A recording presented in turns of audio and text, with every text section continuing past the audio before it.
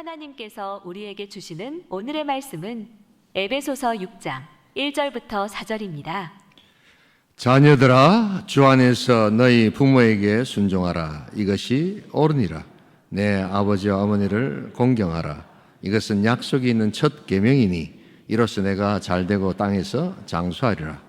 또 아비들아, 너희 자녀를 노엽게 하지 말고 오직 주의 교훈과 훈계로 양육하라. 아멘. 모두 자리에 앉아주세요. 주의 날은 구별되고 복된 날입니다. 우리 5분 이상씩 하늘 축복 해주시기 바랍니다. 하늘 복 받으세요. 하늘 복 받으시기 바랍니다. 하늘 복 받으시기 바랍니다. 우리 하늘 복 받으세요. 하늘 복 받으시기 바랍니다. 오늘은 어버이 주일입니다. 우리 낳아주시고 길러주시고 또 기도해 주시고 눈물 흘려주신 우리 어버이 은혜를 감사하는 주일입니다. 신학교 시절에 매일 경건의 예배를 드렸습니다. 어떤 목사님이 오셔서 어린이 주일, 어버이 주일 이런 걸 다 없애야 한다고 이렇게 다소 들으면 과격하게 들리는 그러한 발언과 설교를 하셨습니다. 제가 깜짝 놀라서 목사님 설교를 경청해 보니 그 목사님의 취지가 이런 것이었습니다. 어린이 주일, 어버이 주일, 또 뭐 우리 절기의 부활절, 성탄절 이런 절기가 평소 때는 부활에 대해서 한 번도 생각 안 하고 성탄절이 와서도 예수님의 성탄에 대해서 생각도 안 하고 어린이 주일, 어린이 사랑도 안 하고 어버이 주일, 어버이 공경도 안 하다가 이 날만 되면 딱 하고는 끝내버리는 면죄부를 주는 날이 되었다는 것입니다. 그래서 하루 놀아주고 끝. 아버지, 어머니 사랑해요. 봉투 한 번 주고 끝. 이렇게 할 바에야는 이런 날들은 다 없애는 것이 좋다라는 이런 취지였습니다. 아마 그 목사님은 이제 천국에 오래전에 가셨을 겁니다. 그런데 그 목사님의 설교가 지금껏 40년이 지난 지금도 제 마음에 항상 남아 있습니다. 저는 절기를 맞이할 때마다 그 목사님 설교가 기억이 납니다. 그래서 절기를 맞을 때마다 내가 정말 어린아이를 사랑했는가? 내가 정말 부모님들을 공경했는가? 돌아보고 오히려 반성하는 날이 되곤 합니다. 여러분, 오늘 이 주일 하루 어버이 공경하고 내 할 일 다 했다로 끝나는 날이 되지 않기를 소원합니다. 더욱더 공경하겠습니다. 더욱더 사랑하겠습니다라고 새롭게 출발하는 복된 날이 될 수 있기를 소원합니다. 자, 그렇다고 할 때 오늘 우리가 급변하는 이 시대 속에서 우리 하나님께서 오늘 우리들에게 부모를 공경하라고 말씀하실 때 그것은 어떤 의미일까? 어떻게 공경해야 할까? 그 첫 번째로 부모님의 말씀을 잘 들어 공경해야 한다는 것입니다. 우리 다 함께 6장 1절을 같이 한번 읽어보겠습니다. 자녀들아, 주 안에서 너희 부모에게 순종하라. 이것이 옳으니라. 순종하면서 공경해야 되는데 성경의 이 순종이란 단어의 원래 원어의 뜻이 잘 듣는다라는 뜻입니다. 여러분, 요즘 새벽 기도 때 우리 신명기 말씀을 정말 주옥 같은 말씀을 우리가 묵상하지 않습니까? 그 신명기에서 가장 강조하는 것이 무엇입니까? 그 가나안 땅으로 이제 곧 들어가야 할 2세대를 향하여 출애굽 1세대는 다 죽었지 않습니까? 그리고 2세대들이 가나안 땅으로 들어가서 해야 될 가장 중요한 것은 의외로 다른 것이 아니라 잘 들으라 라는 것이었습니다. 쉐마, 들으라. 뭘 듣는 겁니까? 하나님의 말씀을 듣고 선조들의 말씀을 들으라는 것입니다. 그리고 행동하고 그것을 삶의 지침으로 삼을 때 복이 온다는 것이 신명기적 구약의 특성이요 축복이었습니다. 여러분, 이 잘 듣는다는 것은 신앙에 있어서 매우 중요한 삶의 형태입니다. 우리는 사랑하라, 어떤 행동을 먼저 생각하지만 성경은 먼저 들으라라고 이야기합니다. 이것은 예수님께서 하셨던 공생의 사역에서도 가장 중요한 원리 중에 하나입니다. 우리 다 함께 요한복음 5장 24절을 같이 읽겠습니다. 같이 읽습니다. 내가 진실로 너에게 이르노니 내 말을 듣고 또 나 보내신 이를 믿는 자는 영생을 얻었고 심판에 이르지 않았니 사망에서 생명으로 옮겼느니라. 여러분, 우리가 어떻게 구원을 받습니까? 어떻게 천국 갑니까? 착한 일을 해서 갑니까? 선행을 해서 갑니까? 전혀 그렇지 않습니다. 많은 분들이 아직까지도 그런 생각을 합니다. 착하고 난 성실하게 살면 천국이 있지 않느냐? 성경은 전혀 그렇게 이야기하지 않습니다. 먼저 예수님의 말씀을 들어야 될 줄 믿습니다. 그리고 그것을 믿을 때 우리는 영생을 얻게 될 줄 믿습니다. 믿음은 들음에서 나고 들음은 그리스도의 말씀에서 나는 것입니다. 이것이 우리의 신앙의 원리입니다. 아직까지도 교회를 나오면서 이 원리를 전혀 모른 채 신앙생활하는 안타까운 사람들이 있습니다. 그래서 신앙생활은 귀 행위입니다. 귀를 잘 쫑긋해서 하나님의 말씀을 듣고 어르신들의 말씀을 듣는 것입니다. 그러나 오늘 이 시대는 어르신들의 말씀, 하나님의 말씀은 꼰대 말씀으로 다 치부해버리고 듣지 않는 세대가 되었습니다. 그러기에 부모 공경은 이제 부모님의 말씀을 잘 듣는 데서부터 시작합니다. 어느 부모도 그 말씀을 자녀들에게 하시면서 그 말씀대로 살아라고 이야기하신 분은 한 사람도 없을 것입니다. 다만 한평생 살아오면서 가장 중요하게 생각했던 삶의 쓰리고 아픔 가운데서 경험했던 그 경험치들을 자식에게 말해주고 싶고 그것을 듣기라도 하면서 삶을 인정하는 자식들의 모습을 보고 싶어하는 또 다른 소통의 행위라는 것을 잊지 말아야 합니다. 성경 말씀으로 돌아가야 합니다. 성경은 내 부모를 공경하라고 했지 공격하라고 말씀하지 않습니다. 그러나 우리는 점점 더 연약해지는 부모님의 신체, 또한 점점 더 조언이 많아지는 부모님의 말, 또한 점점 더 부모님의 일처리 방식이 고루하고 또한 점점 더 우리 부모님들의 생각이 옛날 스타일이라는 이유로 그래서 고루하고 꼰대 같다는 이유로 공경하지 않고 공격하고 있다는 것을 잊지 말아야 합니다. 성경은 내 부모를 공경하라고 했지 공격하라고 말씀하시지 않는다는 것을 기억할 수 있기를 소원합니다. 잘 듣는 것, 여기서부터 공경은 시작되는 것입니다. 하늘경영이라는 책을 쓰신 최의숙 목사님이라는 분이 계십니다. 이분이 이제 벌써 80이 훌쩍 넘으셨는데 이분은 원래 교회 장로였는데 큰 사업을 일구었던 분인데 늦게 신학을 하셔서 목사가 되었습니다. 데이그룹이라는 12개 회사를 가진 큰 성공한 경영인이셨습니다. 그리고 나중에 39개국에 100개의 교회를 세우고 선교재단을 건립하셔서 지금 기적처럼 사역하고 계시는 그러한 목사님이십니다. 그 목사님께서 고백하고 책을 쓰신 책이 바로 하늘경영이라는 책입니다.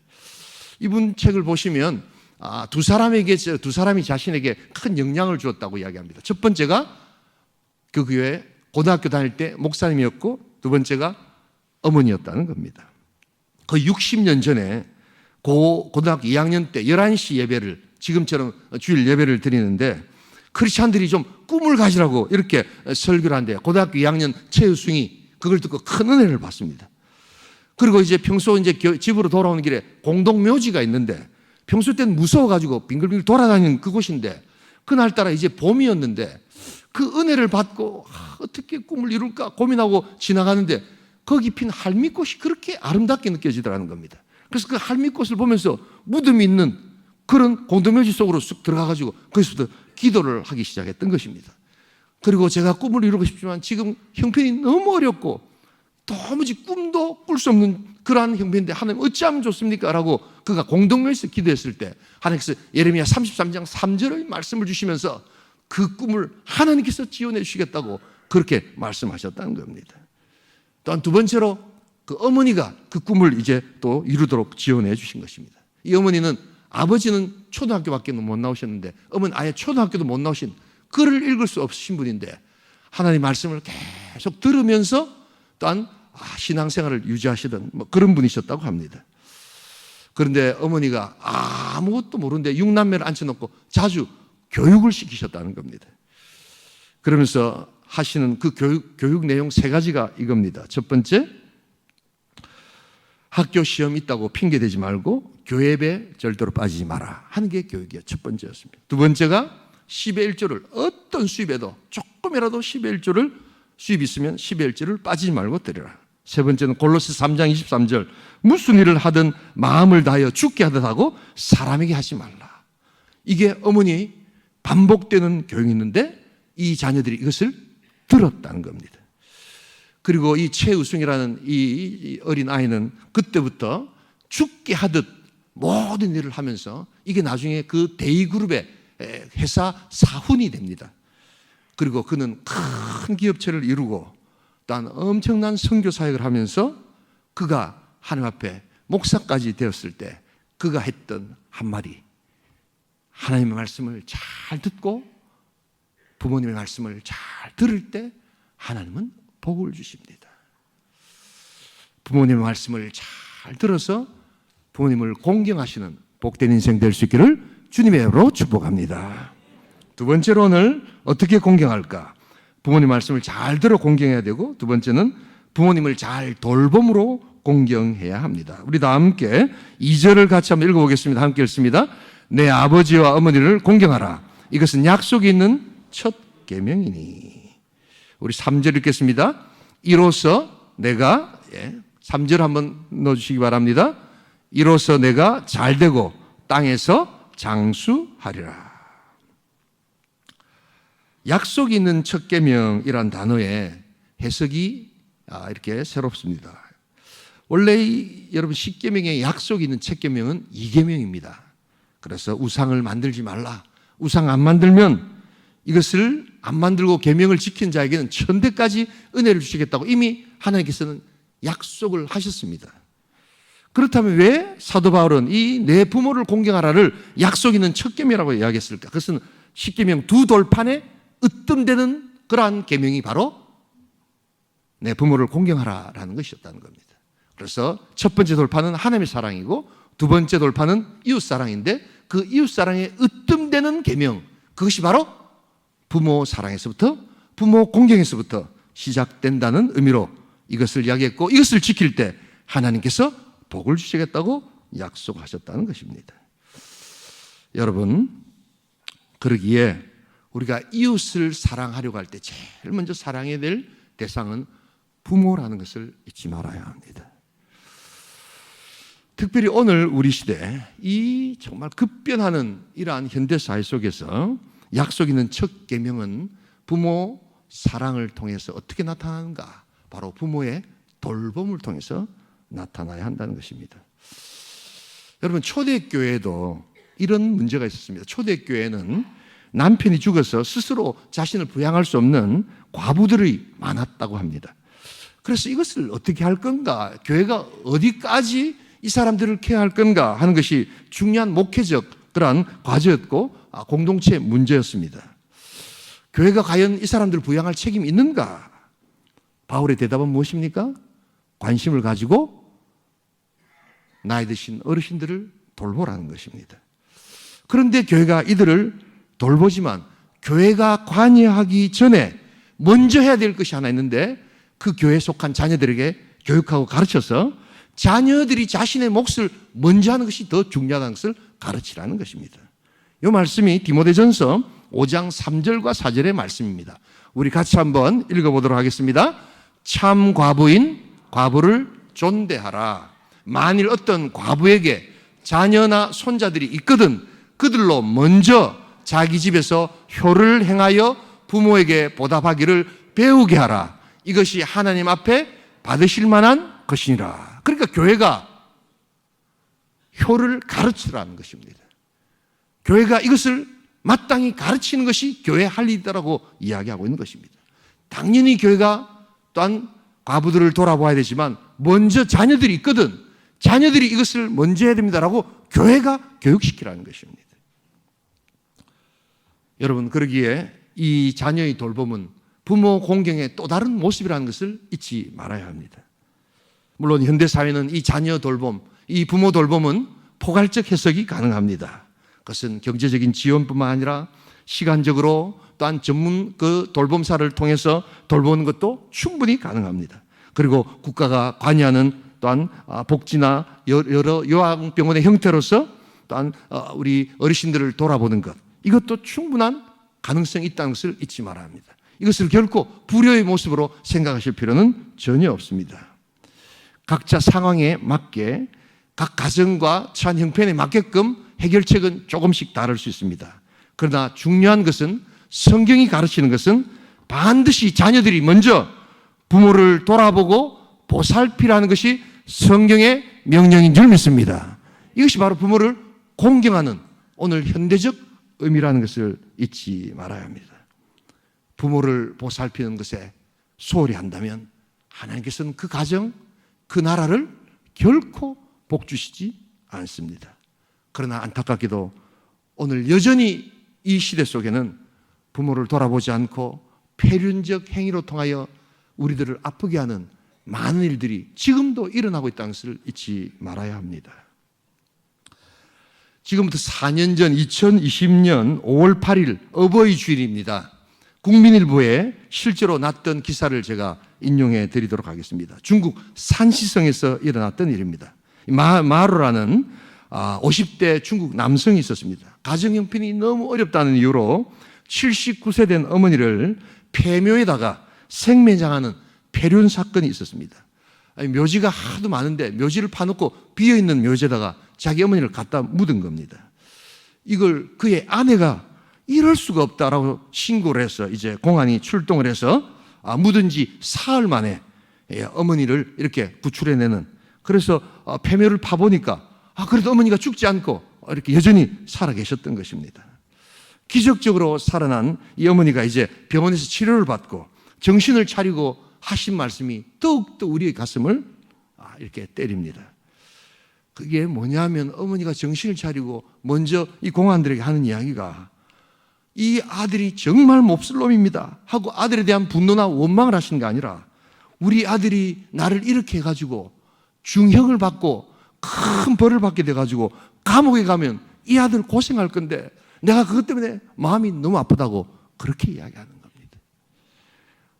자기를 그냥 폐묘에다가 파묻어놓은 그 아들을 어머니는 원망하지 않고 이 아들이 나 때문에 감옥 가는 것이 마음 아파서 슬퍼하시는 이 어머니의 마음, 여러분 이것이 바로 보편적인 인간의 어머니의 마음이었다는 것을 여러분 인정하시겠습니까? 오늘 여전히 우리가 어렵다는 이유로 과거의 고려장과 같은 그러한 형태의 모습은 아니지만 언어의 고려장, 감정의 고려장, 또한 신체의 고려장, 또한 여러 가지, 또한 비아냥과 꼰대라는 이름의 또한 고려장을 우리들이 치르고 있다는 것을 잊지 말아야 합니다. 그럼에도 부모님들은 그것을 원망하지 않습니다.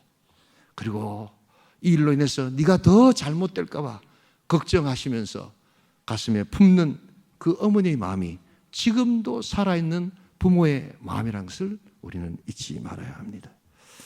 우리가 이런 자에게 해줄 수 있는 유일한 말은 무엇일까요? 하나님의 말씀 잘 믿으라 라고도 할 수 있지만 저는 이렇게 이야기하고 싶습니다.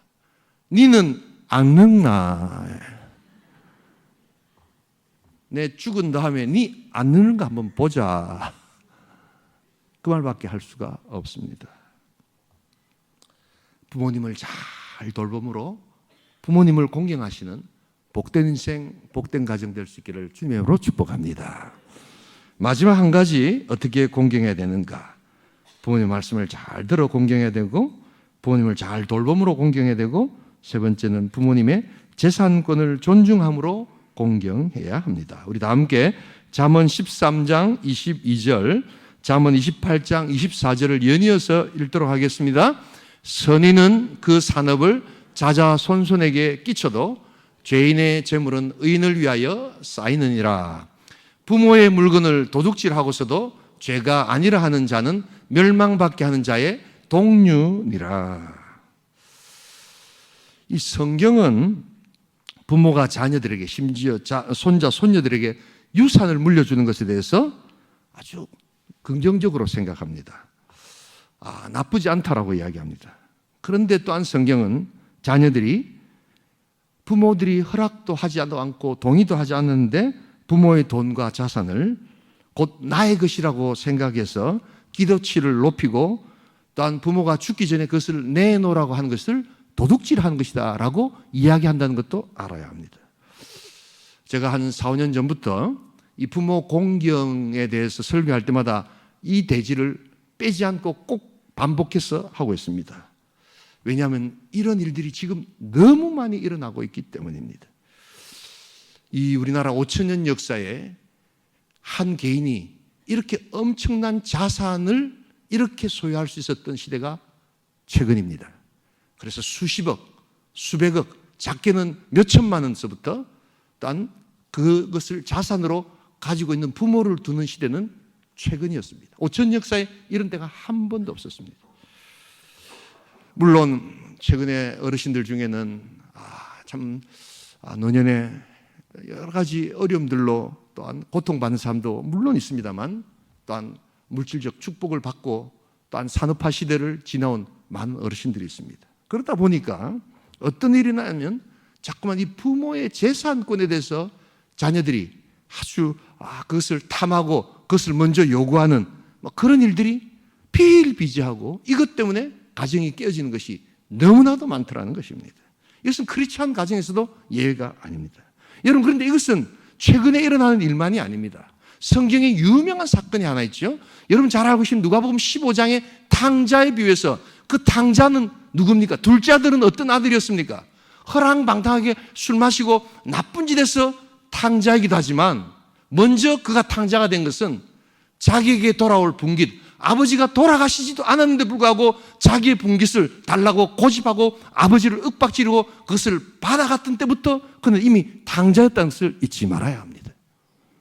탕자는 나쁜 짓 한 사람이 탕자가 아니라 부모님이 돌아가시지 않았음에도 불구하고 자신의 유산을 당연한 것으로 내놓으시오, 그것을 기대하고 바라는 자가 성경에서는 탕자라는 것을 잊지 말아야 합니다. 아버지가 살아계시는데도 아버지의 왕권을 탈취하려 했던 압살롬 같은 사람이 바로 다윗에게 있어서는 탕자였습니다. 성경에 이런 것이 너무나도 많고 이것은 최근의 일이다 라고만 생각하시면 안 되는 성경에 나타나 있는 사건임을 잊지 말아야 합니다. 여러분, 그러기에 우리가 현대사회에서 부모를 공경한다는 것, 그것은 부모가 가지고 있는 재산권에 1도 관심을 갖지 않는 것이 부모를 공경하는 일임을 기억할 수 있기를 소원합니다. 그러고 나면 부모님들이 다 챙겨주십니다. 믿으시면 아멘 하시기 바랍니다. 부모를 못 믿으십니까?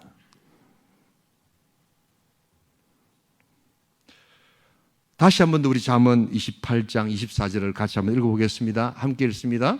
잠언 28장 24절을 같이 읽겠습니다.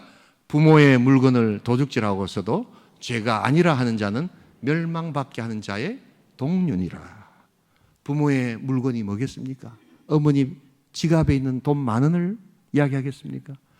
아버지가 가지고 계시는 조그마한 지갑에 있는 크레딧 카드를 이야기하겠습니까? 예, 그런 것도 있을 수 있지만 현대사회는 바로 부모님들이 눈물과 또한 탄식과 아픔으로 일군 부모님들의 재산권이라는 것을 잊지 말아야 합니다. 여러분, 그러기에 이런 것에 대해서 여러분 아예 생각을 하시면 안 됩니다. 아멘 한번 안 하십니까? 그건 여러분들의 것이 아닙니다. 부모님들이 허락해 주실 때 얻는 유산입니다. 저는 인생 살아가면서 저희 아버지에게 굉장히, 우리 어머니도 계시지만 부모님에게 굉장히 감사하는 게 하나 있습니다. 저희 아버지가 술을 더 좋아하시고 신앙생활도 열심히 하시는 않고 그래도 막 억지로라도 세례 받으십시오 해서 세례도 받고 해서 그런 것도 감사한 것도 있지만 돌아가시면서 저희 가족들에게 아무것도 남겨주시지 않았음에 감사한 점 있습니다. 저희 아버님은 항상 그렇게 말씀하셨습니다. 내가 네 교육시켜주고 학교 보내주시면 되지 더 이상 뭘 해달란 말이냐? 국물도 없다라는데 진짜로 국물 한 방울 안 만들고 돌아가셨습니다. 우리 어머니도 마찬가지입니다. 그런데 그것 때문에 우리 가족들은 지금 얼마나 우애가 좋은지 모릅니다. 그것 때문에 아무런 일이 없기 때문입니다. 너무너무 감사하고 아마 어떤 의미에서 우리 아버지가 나에게 물질을 많이 줬다면 아마 저는 목사가 안 됐을지도 모릅니다. 오직 하나님만 바라보고 하나님 의지해서 또한 하나님께서 주시는 그러한 복만 나에게 있습니다라는 것을 고백하라고 우리 아버지가 신앙도 별로 없으신데 이미 신앙적인 행동을 보여주신 줄 믿습니다. 그래서 우리 아버지한테는 더 기대할 게 없고 오직 하나님 아버지만을 믿고 내가 나아가겠습니다 할 때 하나님께서 여기까지 저를 인도해 주신 것을 저는 믿습니다. 여러분, 부모님들에게 잘 하시기 바랍니다. 그러나 부모님의 재산권에서 단돈 1,000원이라도 넘보지 마시기 바랍니다. 그리고 부모님들한테 잘하면 하나님께서는 우리 부모님들의 마음을 감동시키사 여러분들에게 다 필요한 것 주신다는 것이 현대사회에 내 부모를 공경하라는 중요한 말씀의 원리라는 것을 또한 적용이라는 것을 기억하면서 부모를 공경하시는 복된 인생 될 수 있기를 주님의 이름으로 축복합니다. 그렇다고 우리 부모님들은 또한 아셔야 되는 게 이걸 다 자녀에게도 주셔도 안 됩니다. 과도한 유산을 남기는 것은 결코 자녀를 위해서 좋은 것이 아니라는 것을 부모님들이 아셔야 합니다. 꼭 필요한 것만 남겨주시고 오히려 하나님 주신 그 물질의 축복, 정신의 축복, 위대한 유산이 있다면 교회 다음 세대를 위해서 헌신하시고 또한 약하고 또한 어려운 자들이 병원에서 돈이 없어서 수술받지 못하고 고통받을 때 그러한 자들을 위해서 또한 우리가 유산을 남겨주고 기독교 대학이 정말 어렵게 기독교 대학을 추구해 나가는 그러한 어려운 가운데서 그 학생들에게 공부할 수 있도록 하나님의 말씀을 좀 들을 수 있도록 그 학교를 위해서 또한 기부하고 그래서 우리가 아름다운 다음 세대를 향해서 하나님 나라를 향해서 우리가 그 물질을 나눌 때 여러분 우리 부모님은 돈 많은 사람이 아니라 존경받는 사람이구나 라는 것을 자녀들에게 남겨줄 수 있기를 소원합니다. 그때 하나님께서 역사하시는 능력이 있다는 것을 기억하면서 부모님들의 재산권을 잘 존중해 드리고 부모님의 재산권에 대해서 1도 내가 생각하지 않겠습니다 라고 고백할 때 부모를 공경하는 복된 시간이 시작되는 것을 기억하면서 이 아름다운 공경이 충만할 수 있기를 주님의 이름으로 축원합니다. 어버이 주일 여전히 살아계시는 하나님의 말씀으로 우리는 나아가기를 원합니다. 재산권을 존중함으로 부모님을 공경하고 또한 부모님의 말씀을 잘 들음으로 공경하고 또한 부모님을 잘 돌봄으로 공경하여서 우리 하늘의 복을 충만히 누리시는 온천교회 귀한 공동체 귀한 성도 될 수 있기를 주님의 이름으로 축복합니다. 우리 시간 한번 기도하기를 소원합니다. 우리 주님의 말씀은 살아계시는 하나님의 말씀입니다. 구약의 말씀은 또한 여전히 오늘 신약 가운데도 적용되는 보편적인 하나님의 말씀입니다. 부모를 공경할 수 있기를 소원합니다. 그리고 부모를 잘 돌보시기 바랍니다. 그리고 단돈 1,000원이라도 부모님이 가지고 계시는 그 물질에 대해서 우리가 눈을 두지 않을 때 하나님께서는 우리들에게 큰 복을 주신다는 것을 잊지 말아야 합니다. 부모님이 잘하시면 하나님은 부모님들 마음을 통해서 일하신다는 것을 믿으셔야 합니다. 우리 통성으로 부모를 공경하겠습니다. 한번 기도합니다.